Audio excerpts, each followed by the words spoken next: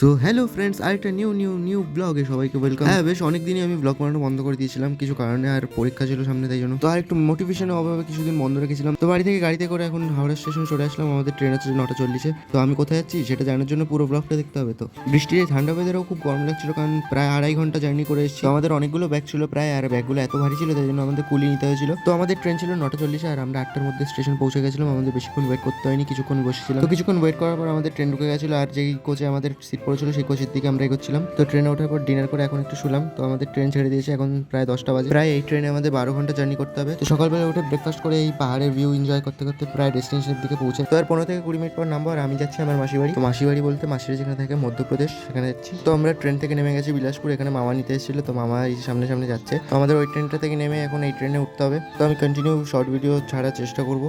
তো যদি ভিডিওটা ভালো লেগে থাকে তাহলে একটা লাইক করে দিও। দেখা হচ্ছে একটা নতুন ভিডিওতে, ততক্ষণের জন্য বাই।